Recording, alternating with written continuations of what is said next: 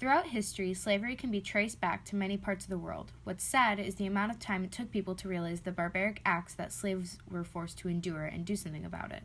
What's even worse is that all the things that children had to go through at such young ages, especially with their brains still in developmental stages. They never had a childhood. They were treated in the same inexcusable ways as adults were. The memories of all that people went through followed them for the rest of their lives, and many of those memories had long-term effects on their mental health.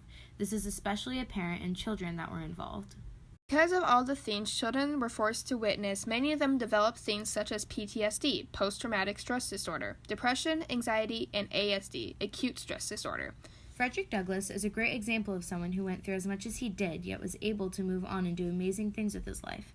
However, that doesn't mean he didn't go through struggles later along and once he got older. Although he doesn't mention it in his biography, you can see in the way he writes that he's been through more than most people today can even comprehend. But after lots of research, it became apparent that Frederick Douglass was suffering from PTSD in the later years of his life.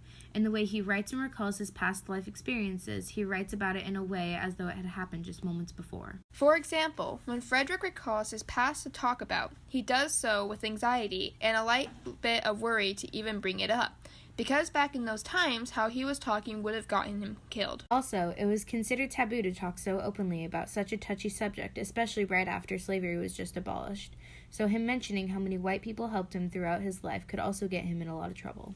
To prove that it wasn't just all children who had mental problems, back then we looked at white people and back to their childhood to their adult years, and not many of them had as many mental disorders as black people did. In the 1800s, people didn't have resources like we do today, which is why many of the slaves and people involved who developed mental issues from the effects of slavery never got the help they needed.